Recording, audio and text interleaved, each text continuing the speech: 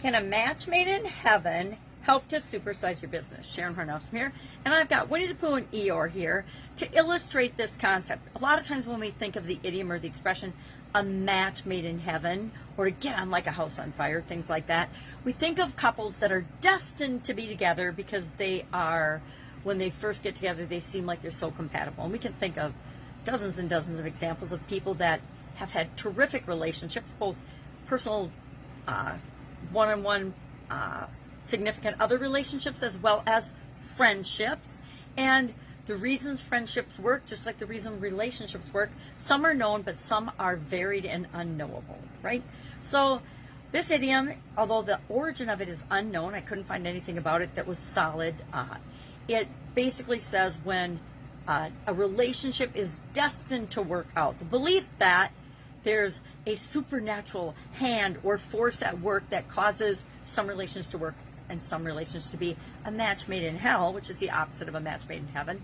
And I think most of us go into relationships, both business and personal, believing that it's going to work out, right? We wouldn't get involved in the relationship if we didn't think it was going to work out, unless we were desperate or something. So I know when I got married, I didn't think it was a match made in heaven, but I never planned on getting divorced.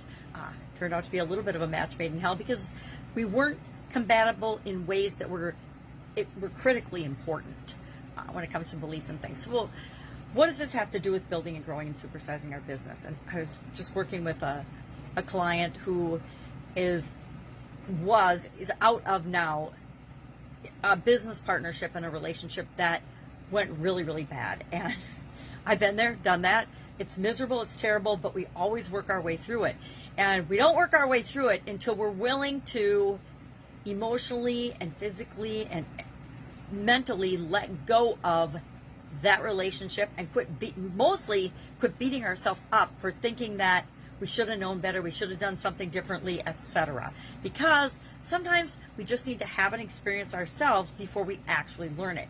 But we won't move on from that until we let go of all the baggage that's associated with this. I was really, really proud of this person a couple of days ago because they let me know that they had zeroed out the invoices and were just going to move on with their life because they knew, and we've been talking about, they were stuck in a bad spot where they were just stuck, rolling in circles because they wouldn't let go of this past. And do any of us have the ability to control anything that happened in the past? No. All we can do is learn from it. So if you've had an experience with a bad business partner or a bad personal partner, you know exactly what I'm talking about and how that feels. And the best thing we can do is learn the lessons that we learned in that relationship so that we aren't destined to repeat them. Now, I did look up some interesting things about how do you make sure that you pick the right business partners or get involved. And this doesn't just mean literally business partners or people that you are doing joint ventures and things with. It means people that you associate yourself with, your vendors, your suppliers, your customers. Guess what? We get to pick and choose the people that we're going to serve, the people that are going to be our customers. And we want to make sure that we do that and that we, to me, the most important thing is that we have a values and an ethics and a morals match. If that matches, we're much more likely to have a successful partnership than if it doesn't. There is something totally in my eye, which I already can't see. So what are 4 tips? I'm just going to share 4 quick tips based on my experience of not being able to see anything that will help us have a higher probability of having a good relationship, a good partnership. Our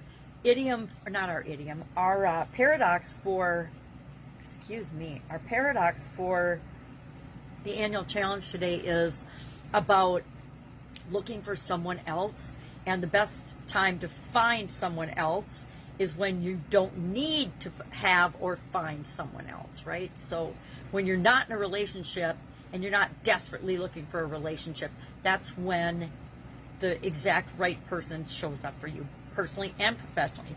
When the student is ready, the teacher will reappear, or the teacher will reappear, like they disappeared. When you're ready, you will see the exact next person or thing that needs to be a part of your life. But values and ethics and morals, if you don't share those in common, the relationship is probably at some point doomed to dissolve or fail. Number one, and again, this is perfect timing because it's things that I've been working with consulting clients. Number one, set expectations. Have clear expectations set up front. If you're clear with what you expect of the relationship and they're clear with you in terms of what they expect, and then of the relationship, you're much more likely to succeed. Number two, consider this partner or this person, whoever they are, whether it's your significant other or a new vendor, consider them part of your team for whatever you're bringing them into and for. And when we hire out or outsource something or delegate something to one of the people that are already part of our team, we need to make sure that we're giving them clear expectations, responsibility, and authority to do the things that we need them to do. And that includes, it's okay to make mistakes as long as you're moving in the right direction, right? Because who among us has not made mistakes? Number three, give the relationship room to grow and expand, and that involves making mistakes and learning and growing. And then four, make honesty and transparency the absolute watchwords and cornerstone of any relationship, right? Any relationship that isn't based on honesty, trustworthiness, and transparency, in my opinion, is doomed to fail. So those are just some tips based on my many years of experience, both good and bad, in different relationships and in different areas and aspects of my life. Love to know your experience with this particular idiom. Have you used a match made in heaven to describe a relationship? Maybe you've used it to describe your significant other relationship. My parents had a match made in heaven marriage until my dad passed away. And, you know, my mom still adores and loves my dad because they were each other's people, each other's person. Bless everybody that's able to find that, especially find it the first time. All right. If I can help you in any way, ask. Otherwise, I will be with you tomorrow for an idiom related to the annual challenges paradox. And tomorrow it's the perfect paradox. So I need to find the perfect idiom. Have an awesome day. If I can help you in any way, ask. Otherwise, I'll be with you tomorrow.